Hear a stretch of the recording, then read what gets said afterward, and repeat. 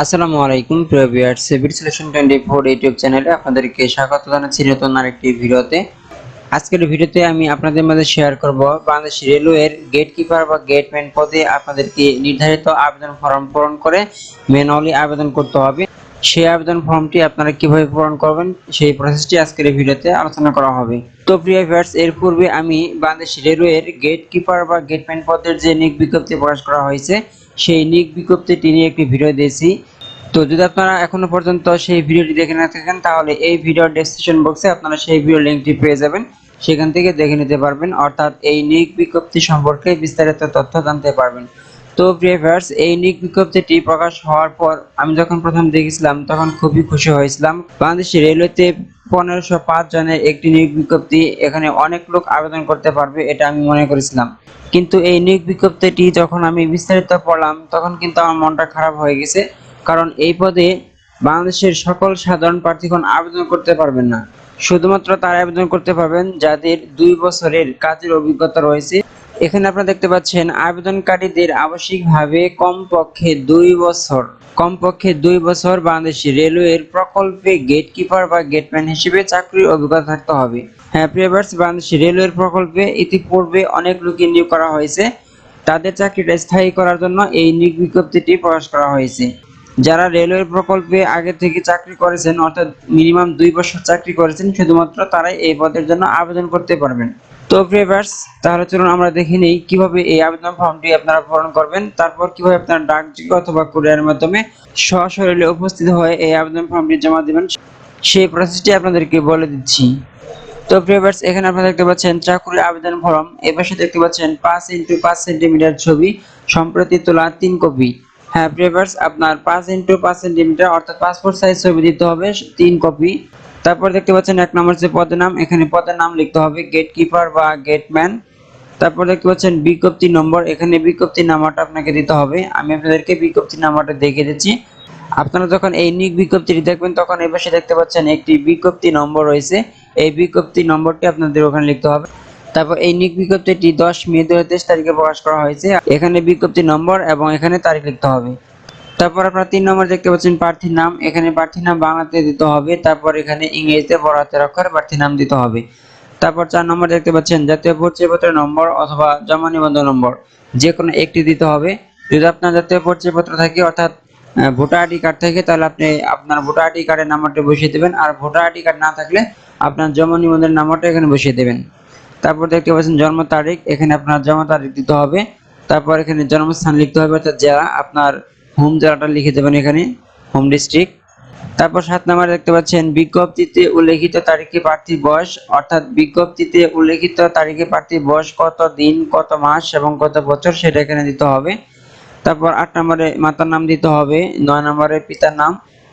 তারপর এখানে বর্তমান ঠিকানা এবং এই ভাষায় স্থায়ী ঠিকানা দিতে হবে। এখানে দেখতে পাচ্ছেন ঠিকানা, বাসা ও সড়ক, নাম বা নম্বর, গ্রাম বা পাড়া মহল্লা, ইউনিয়ন বা ওয়ার্ড, ডাকঘর, পোস্ট কোড নম্বর, তারপরে উপজেলা এবং জেলা দিতে হবে।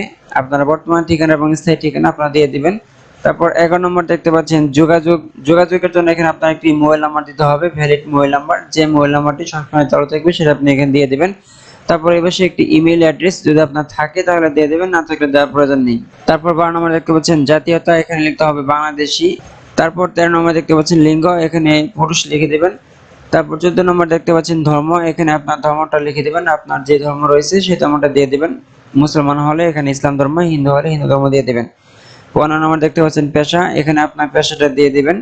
পেশা বলতে আপনি বর্তমানে কি কাজ করেন সেটা এখানে দিয়ে দিবেন।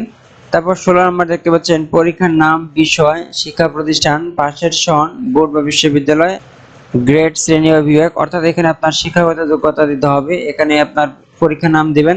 এর প্রতি আবেদন করতে হলে অবশ্যই আপনাকে এসএসসি পাস হতে হবে, আপনি এখানে এসএসসি লিখবেন। তারপর আপনি কোন বিষয় থেকে এসএসসি পাস করেছেন সেটা এখানে দিয়ে দিবেন, সায়েন্স, আর্টস, কমার্স।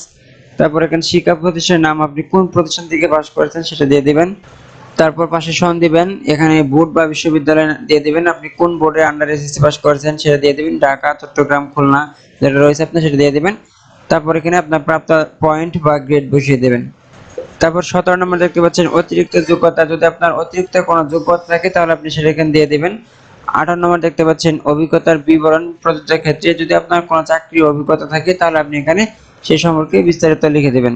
19 নম্বর দেখতে পাচ্ছেন কোটা টিক চিহ্ন দিন। যদি আপনার কোনো কোটা থাকে মুক্তিযোদ্ধা বা শহীদ মুক্তিযোদ্ধাদের পুত্রকন্যা বা পুত্রকন্যার পুত্রকন্যা, এতিম বা শারীরিক প্রতিবন্ধী, পোষ্য কোটা, ক্ষুদ্র নৃগোষ্ঠী, আনসার ও গ্রাম প্রতিরক্ষা সদস্য, যদি আপনার কোনো কোটা থাকে তাহলে আপনি সেই কোটার উপর টিক মার্ক বসিয়ে দেবেন। তারপর এখানে দেখতে পাচ্ছেন 20 নম্বর হচ্ছে চালান নম্বর ও তারিখ। হ্যাঁ প্রিভিয়ার্স, এই পদে আবেদন করতে হলে আপনাদেরকে আবেদন ফি বাবদ 100 টাকা ব্যাংকের মাধ্যমে পরিশোধ করতে হবে। আপনি যখন ব্যাংকের মাধ্যমে পরিশোধ করবেন তখন একটি চালান নম্বর দিবে আপনাকে, সেই চালানের নম্বর এবং তারিখ এখানে বসিয়ে দেবেন, অর্থাৎ আপনি কত তারিখে টাকাটা জমা দিয়েছেন সেই তারিখটা দিতে হবে এখানে। তারপরে ব্যাংক ও শাখার নাম দিতে হবে, আপনি কোন ব্যাংক ও কোন শাখা থেকে টাকাটা পাঠিয়েছেন সেটা এখানে দিয়ে দিতে হবে। তারপর 21 নম্বর দেখতে পাচ্ছেন বিভাগীয় প্রার্থী কিনা।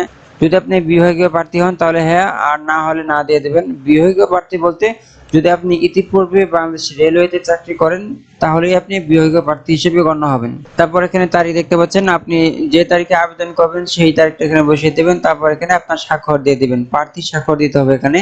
তারপর দেখতে পাচ্ছেন বাংলাদেশ রেলওয়ে লিখিত বা মৌখিক পরীক্ষার প্রবেশপত্র, যোগাযোগের ঠিকানা আবেদনকারী পূরণ করতে হবে, এটা অবশ্যই আপনাকে পূরণ করতে হবে। এখানে প্রার্থীর নাম, পিতার নাম, মাতার নাম, তারপর এখানে ঠিকানা দিতে হবে। তারপর এখানে পাসপোর্ট সাইজের ছবি 8 হাত দিয়ে লাগাতে হবে, এখানে পাসপোর্ট সাইজের 1 কপি ছবি 8 হাত দিয়ে লাগিয়ে দিবেন।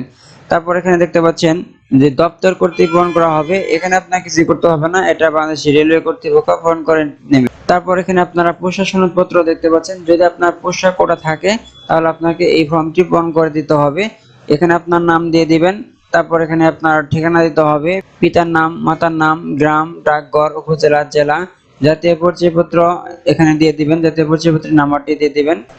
পোষা হচ্ছে যদি আপনার পিতামাতা বাংলাদেশ রেলওয়েতে 20 বছর, কমপক্ষে 20 বছর চাকরি করে। যদি আপনার পিতামাতা মৃত হয় তাহলেও আপনি পোষা কোটা পাবেন। তারপর দেখতে পাচ্ছেন রেলওয়ে কর্মকর্তা বা কর্মচারীর জন্য প্রযোজ্য, এই অংশটি রেলওয়ে কর্মকর্তারা পূরণ করে নেবেন। তারপর এখানে দেখতে পাচ্ছেন সংশ্লিষ্ট দপ্তর কর্তৃক পূরণযোগ্য, এখানে আপনার কোনো কিছু করতে হবে না, এটা বাংলাদেশ রেলওয়ে কর্তৃপক্ষ পূরণ করে নেবে। তারপর দেখতে পাচ্ছেন পোষ্য সনদপত্র মৃত কর্মচারীর জন্য, অর্থাৎ যাদের পিতামাতা বাংলাদেশ রেলওয়েতে 20 বছর চাকরি করার পর মারা গেছে তাদের জন্য এই পোষ্য সনদপত্রটি, এটা আপনারা পূরণ করে দেবেন। এই অংশটি দপ্তর কর্তৃক পূরণ করা হবে, এখানে আপনাদের কিছু করতে হবে না। তো ভিউয়ার্স, আপনারা দেখলেন বাংলাদেশ রেলওয়ের চাকরির আবেদন ফর্মটি কিভাবে পূরণ করতে হবে সেই প্রসেসটি। তো ভিউয়ার্স, এই আবেদন ফর্মটি আপনাদেরকে অবশ্যই স্বহস্তে পূরণ করতে হবে।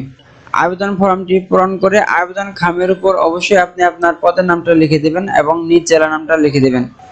তারপর আপনারা এই আবেদনপত্রটি ডাকযোগে অথবা কুরিয়ারের মাধ্যমে অথবা আপনারা সশরীরে দপ্তরে উপস্থিত হয়েও আবেদনপত্রটি জমা দিতে পারবেন। তো প্রিয় ভিউয়ার্স, আজকের ভিডিও এই পর্যন্তই। যদি ভিডিও ভালো লাগে থাকে তাহলে অবশ্যই লাইক দেবেন আর শেয়ার করে সবাইকে দেখার সুযোগ করে দেবেন। আর পরবর্তীতে এরকম আরো বিভিন্ন ধরনের চাকরি আপডেট জানতে অবশ্যই সাবস্ক্রাইব করে আমাদের সাথে যুক্ত থাকবেন। পরবর্তী ভিডিও দেখার আমন্ত্রণ জানিয়ে আজকের মতো এখানে বিদায় নিচ্ছি। আল্লাহ হাফেজ।